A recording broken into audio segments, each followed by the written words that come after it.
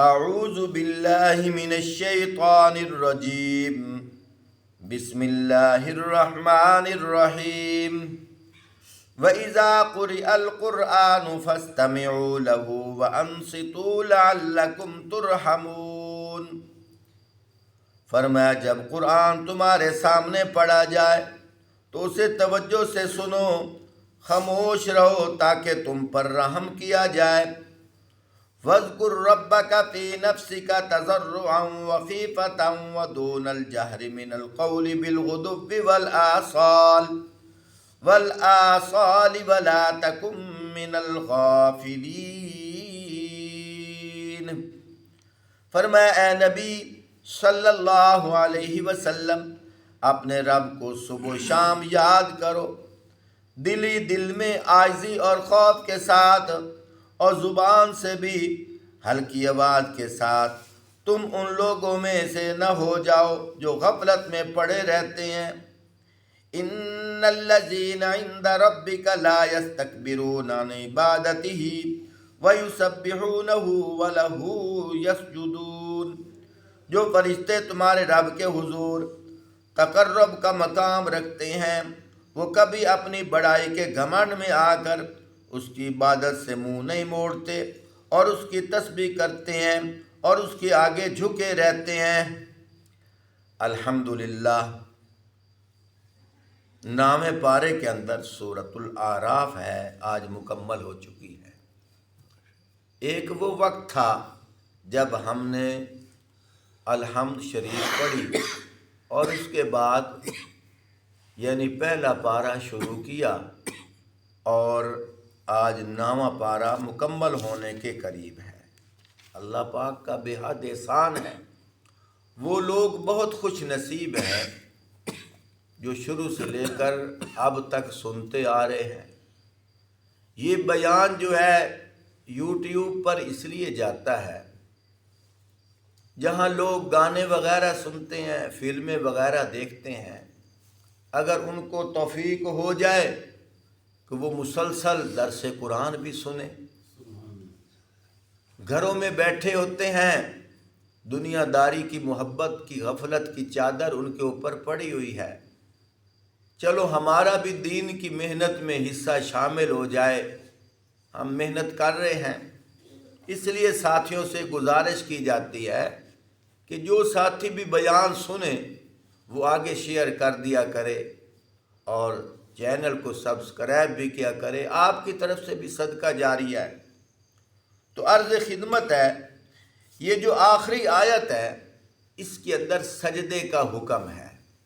حدیث پاک کے اندر آتا ہے، آپ صلی اللہ علیہ وآلہ وسلم نے ارشاد فرمایا، جس کا مفہوم یہ ہے، جب قرآن پاک کی سجدے والی آیت آتی ہے تو مسلمان جب سجدہ کرتا ہے، انسان سجدہ کرتا ہے، شیطان تڑپتا ہے۔ کیوں تڑپتا ہے؟ اس لیے کہ سجدہ کرنے سے مسلمان اللہ کے قریب ہو جاتا ہے، اور اللہ کے قریب ہوا تو جنت کے قریب ہو گیا۔ شیطان تڑپتا اس لیے ہے کہ کہتا ہے، ہائے افسوس، مجھے سجدے کا حکم ہوا، میں نے نہ کیا، میں اللہ سے بھی دور ہوا اور جہنم میں داخل ہو گیا۔ اور مسلمان کو سجدے کا حکم ہوا، اس نے سجدہ بھی کیا، اللہ کے قریب بھی ہو گیا اور جنت کا وارث بھی بن گیا۔ یہاں ایک مسئلہ قابل غور ہے۔ پورے قرآن پاک کے اندر کم و بیش 14 سجدے ہیں۔ یہ جو 14 سجدے ہیں یہ کس وقت کرنے ہیں اور کس نے کرنے ہیں؟ جو وقت ہے 24 گھنٹوں میں سے 3 گھڑیاں ایسی ہیں اس وقت سجدہ نہیں کرنا، اس کو سجدہ تلاوت کہتے ہیں۔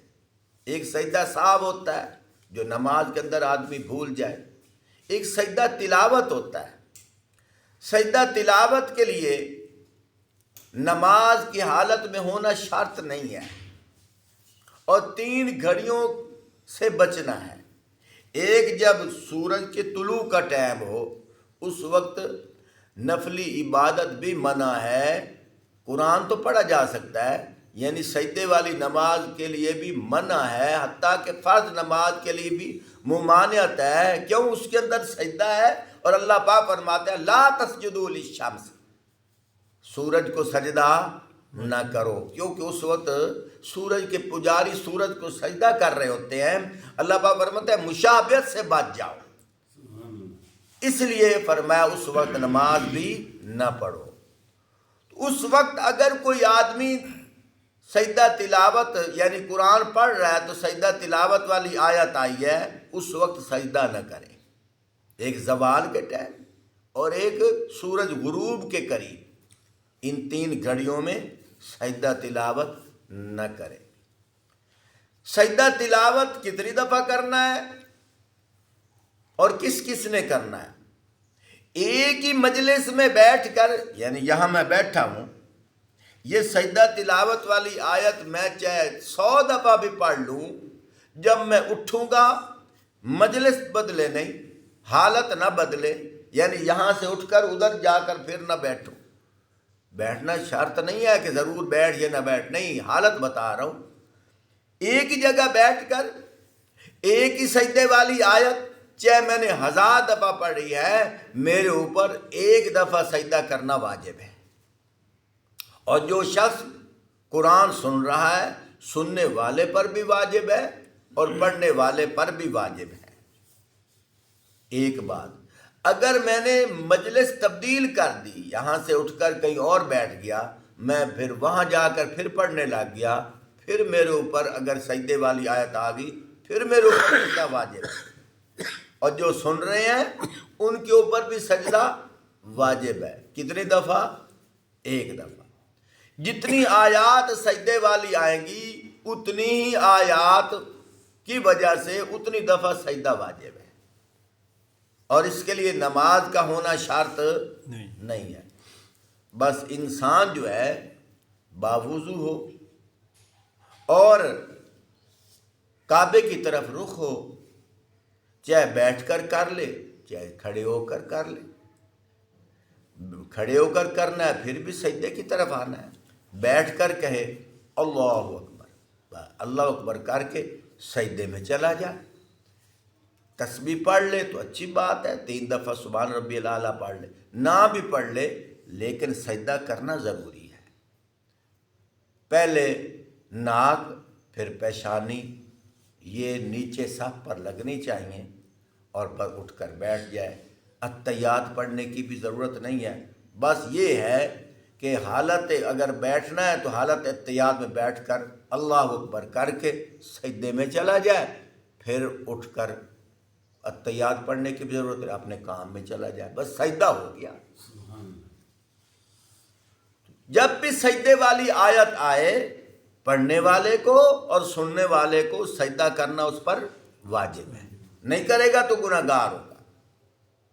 ایک تو اس کی یہ بات ہو گئی. 1-2 مسئلے ہیں علمی ہیں، میرے لیے کرنا ضروری ہیں، تو بہرحال اللہ پاک ہمیں سمجھ عطا فرمائیں. میں نے قرآن پاک کی آیت پڑھی ہے وَإِذَا قُرِئَ الْقُرْآنُ، جب قرآن پڑھا جائے. اب دیکھو یہاں اللہ پاک نے وقت کی پابندی نہیں لگائی.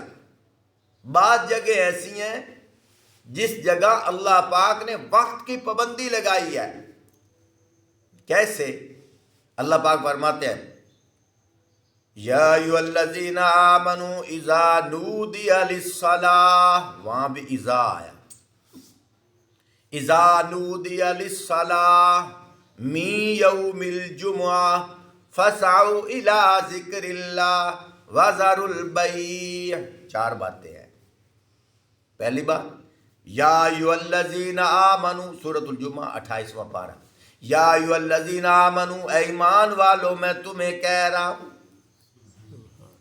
اذا نودی للصلاۃ من یوم الجمعہ، جب تمہیں جمعہ کی نماز کے لیے بلایا جائے، فسعوا الی ذکر اللہ، دوڑتے آؤ اللہ کی ذکر کی طرف. اب 1 منٹ کے لیے یا اللہ ہم تو دکان میں خرید و فروخت کر رہے ہیں، کوئی گاہک بن کے جا رہا ہے، کوئی دکاندار بن کے بیٹھا ہے، ٹھیک ہے نا؟ تو اللہ پاک کیا کہہ رہے ہیں؟ فَسَعُوا إِلَىٰ ذِكْرِ اللَّهِ، اللہ کے ذکر کی طرف دوڑتے ہوئے آؤ۔ وَذَرُوا الْبَيْعَ، وہ جو تم خرید و فروخت کر رہے ہو چھوڑ دو۔ وَذَرُوا الْبَيْعَ، وہ جو خرید و فروخت کر رہے ہو وہ چھوڑ دو۔ اب جمعہ کے دن ایک وقت خاص اللہ نے ذکر کیا ہے۔ کون سا وقت؟ کہ جب اذان کا ٹائم ہو اس وقت خرید و فروخت کرنا حرام ہے۔ اس لیے تو ہم کہتے ہیں، لوگ پوچھتے ہیں قاری صاحب ہماری روزی میں برکت نہیں ہے۔ اللہ کے بندے، روزی اللہ دیتے ہیں تو اللہ کا کہنا نہیں مان رہا، تجھے پرواہ ہی نہیں، ادھر جمعہ پڑھا جا رہا ہے، تو اپنے کاروبار میں مصروف ہے۔ تو کاروبار میں حلال ہونا ہے، حرام ہونا ہے۔ جب اللہ کا کہنا نہیں مان رہا اس میں کیا برکت آئے گی؟ اللہ خود فرما رہے ہیں چھوڑ دو خرید و فروخت، لیکن ہمیں کوئی ٹینشن نہیں، کوئی پرواہ نہیں۔ جمعے کے دن کے لیے تجارت کا منع نہیں کیا، یہ بھی یاد رکھو۔ حالانکہ جمعے کے دن کی تجارت کے لیے اللہ خود فرما رہے ہیں تجارت کرو، تجارت کرو۔ ابھی میں آگے پڑھوں گا، لیکن وہ ایک خاص گھڑی ہے، اس گھڑی کے لیے اللہ پاک فرما رہے ہیں کہ جب اذان دی جائے، بلایا جائے، اس وقت خرید و فروخت چھوڑ دو، دوڑے ہوئے آ جاؤ۔ وَذَرُوا الْبَيْعَ، خرید و فروخت چھوڑ دو۔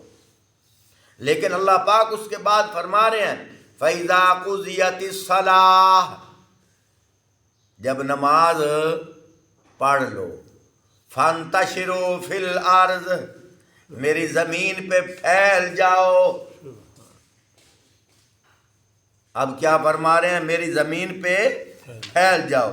وہی اللہ ہے جو اللہ پہلے منع فرما رہے ہیں کہ خرید و فروخت نہ کرو، ادھر آ جاؤ میری عبادت کے لیے، میں تمہیں اللہ بلا رہا ہوں۔ لیکن وہی اللہ اب کیا فرما رہے ہیں؟ فَإِذَا قُضِيَتِ الصَّلَاةُ، جب تم جمعے کی نماز پڑھ لو، فَانْتَشِرُوا فِي الْأَرْضِ، میری زمین پہ تم پھیل جاؤ۔ فَانْتَشِرُوا فِي الْأَرْضِ، میری زمین پہ پھیل جاؤ۔ کیوں پھیل جاؤ؟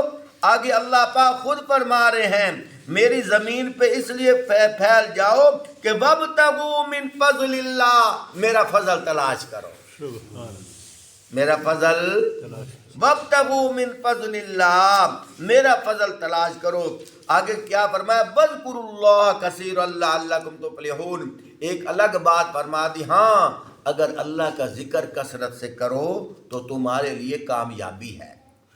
لیکن منع نہیں کیا تجارت کرنے سے، منع نہیں کیا، اتنا فرمایا کہ جمعے کے وقت منع کیا، جمعے کے بعد پھر فرمایا اب اگر تجارت کرنا چاہتے ہو تو جاؤ، جا کر تجارت کرو، میرا فضل تلاش کرو۔ تو میں جو بات کرنا چاہتا تھا، بات یہ ہے کہ وہاں وقت خاص ہے، لیکن قرآن پاک کی تلاوت کے لیے وقت خاص نہیں بتایا۔ اللہ پاک نے اتنا فرمایا وَإِذَا قُرِئَ الْقُرْآنُ، جب قرآن پڑھا جائے، فَاسْتَمِعُوا لَهُ، اس کو کان لگا کر سنو۔ یہاں دو باتیں ہیں بڑی باریکی کی۔ پہلے کیا بات فرمائی؟ کان لگا کے سنو۔ پھر آگے کیا فرمایا؟ وَأَنصِتُوا، کیا فرمایا؟ چپ ہو جاؤ۔ پہلے کیا فرمایا؟ کان لگا کے سنو، پھر فرمایا چپ ہو جاؤ۔ کیوں؟ لَعَلَّكُمْ تُرْحَمُونَ، تاکہ تمہارے اوپر رحم کیا جائے۔ ایک بڑی باریکی کا مسئلہ ہے، معذرت کے ساتھ مختلف ذہنوں کے لوگ ہیں، میں کسی پہ تنقید نہیں کر رہا، لیکن باریکی کا مسئلہ ہے۔ اب نماز کے اندر قاری صاحب جب تلاوت کرتے ہیں، آیا سورۃ الفاتحہ قرآن ہے کہ نہیں؟ ظاہری بات ہے سورۃ الفاتحہ قرآن ہے، تو قاری صاحب قرآن پڑھ رہے ہیں، تلاوت کر رہے ہیں، اور اللہ پاک فرما رہے ہیں جب قرآن پڑھا جائے کیا کرو؟ زندہ باد۔ پہلے فرمایا سنو، کیا فرمایا؟ سنو، پھر کیا فرمایا؟ خاموش ہو جاؤ۔ چپ ہو جاؤ، خاموش ہو جاؤ۔ اب اسی پہ ہم عمل کر رہے ہیں کہ جب بھی قرآن پڑھا جائے اللہ فرما رہے ہیں چپ ہو جاؤ، کان لگا کے سنو۔ قاری صاحب جب سورۃ الفاتحہ پڑھتے ہیں، ہم اگر ساتھ ساتھ سورۃ الفاتحہ پڑھیں، اللہ کے اس حکم کی ہم نافرمانی کر رہے ہیں، اللہ کے اس حکم کی نافرمانی کر رہے ہیں۔ کیوں؟ اللہ پاک کیا فرما رہے ہیں جب قرآن پڑھا جائے؟ بھول گئے نا؟ کان لگا کے سنو۔ یہ میں پھر پڑھ رہا ہوں، حوالہ بھی دے دوں، کوئی یہ نہ کہ قاری صاحب نے اپنی طرف سے۔ آیت نمبر 204 سورۃ اعراف 9واں پارہ، آیت نمبر 204۔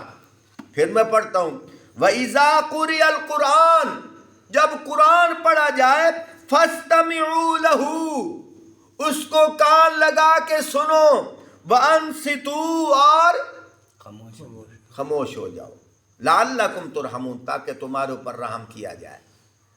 یہاں دیکھو اللہ نے کتنی باتیں کی ہیں؟ 2۔ پہلی بات کیا فرمائی ہے؟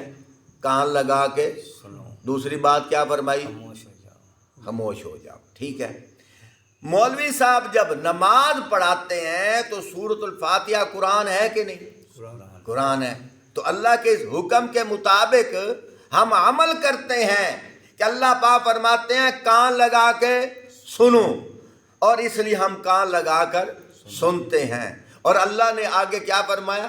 چپ ہو جاؤ۔ کیا مطلب؟ اپنی طرف سے نہ پڑھو، اپنی طرف سے۔ اگر تم اپنی طرف سے پڑھو گے، خاموشی والی آیت پہ عمل تو نہ ہوا۔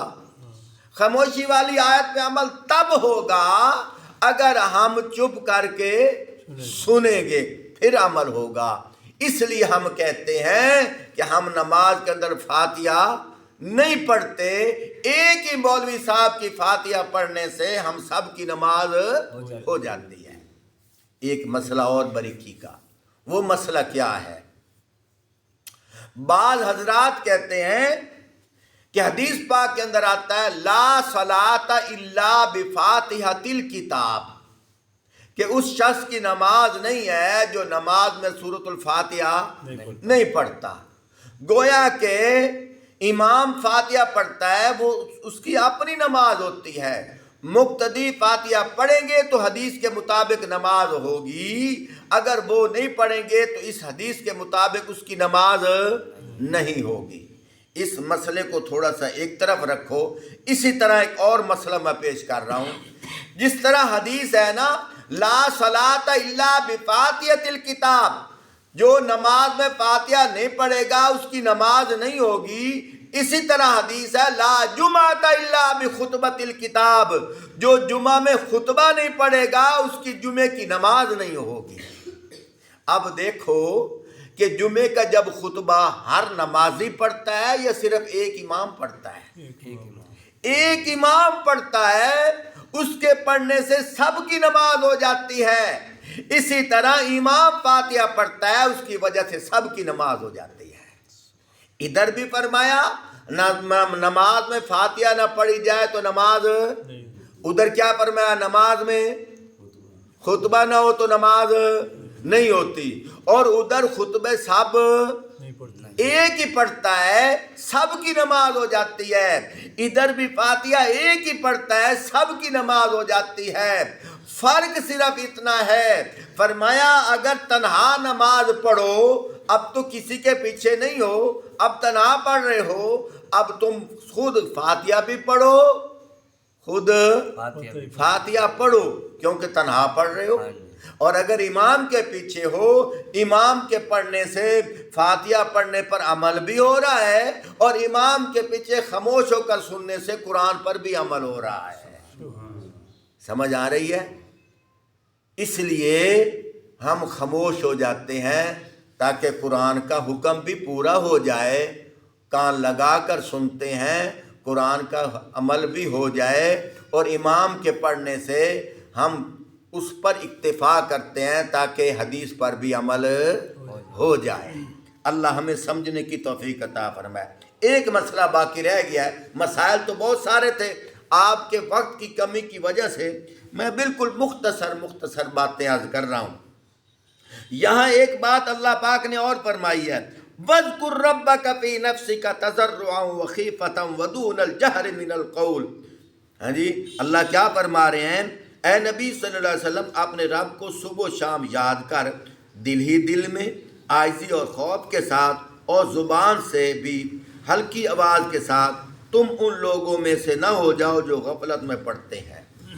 یہاں ایک مسئلہ پیدا ہو گیا کہ اللہ کا ذکر اونچی آواز سے کرنا زیادہ ثواب ہے یا آہستہ آواز سے کرنا زیادہ ثواب ہے؟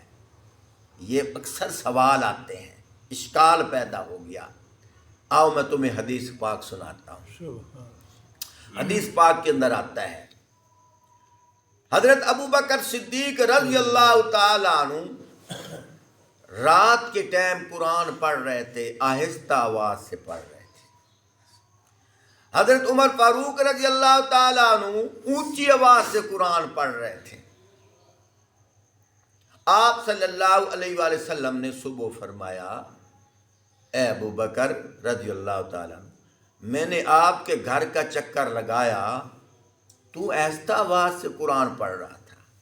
اے عمر فاروق رضی اللہ تعالیٰ عنہ، میں نے تیرے گھر کا چکر لگایا، تو اونچی آواز سے پڑھ رہا تھا۔ دونوں اپنی اپنی کیفیت بتاؤ۔ حضرت ابو بکر صدیق رضی اللہ تعالیٰ عنہ عرض کرتے ہیں، یا رسول اللہ صلی اللہ علیہ وسلم، میں تو اس لیے آہستہ پڑھ رہا تھا، جس کے لیے میں پڑھ رہا تھا وہ سینوں کے بھیتوں کو بھی جانتا ہے، میں صرف اسی کے لیے پڑھ رہا تھا۔ حضرت فاروق اعظم رضی اللہ تعالیٰ عنہ کی باری آئی، عرض کی، یا رسول اللہ صلی اللہ علیہ وسلم، میں بھی اللہ کے لیے پڑھ رہا تھا، لیکن اونچی اس لیے پڑھ رہا تھا کہ میرے اوپر نیند کا غلبہ تھا، میں نیند کو دور کرنے کے لیے تھوڑا سا اونچا پڑھ رہا تھا۔ میں بھی اللہ کے لیے پڑھ رہا تھا، لیکن میرے اوپر نیند کا غلبہ تھا، تو اس لیے اونچی پڑھ رہا تھا کہ غلبہ دور ہو جائے۔ اب حضور صلی اللہ علیہ وسلم کیا فرماتے ہیں، فرمایا، اے ابو بکر تو تھوڑا سا اونچا پڑھ لیا کر، اے عمر تو تھوڑا سا آہستہ پڑھ لیا کر۔ آؤ حضرت امی عائشہ صدیقہ رضی اللہ تعالی عنہا سے پوچھتے ہیں کہ آپ صلی اللہ علیہ وآلہ وسلم اللہ کا ذکر کس طرح کرتے تھے؟ فرمایا، آپ صلی اللہ علیہ وسلم اللہ کا ذکر نہ اتنا اونچا کرتے تھے اور نہ اتنا آہستہ کرتے تھے۔ اب دیکھو، دونوں کی کیفیت کو بھی سراہا، نہ کسی پہ تنقید کی ابو بکر و عمر میں سے، دونوں کو معتدل کیفیت بتا کر امت کو مسئلہ سمجھا دیا۔ امت کو مسئلہ کیا سمجھایا کہ اگر تنہائی میں بیٹھے ہو وہ، کسی کو کوئی تکلیف نہ ہو، تو اونچی آواز سے بھی ذکر۔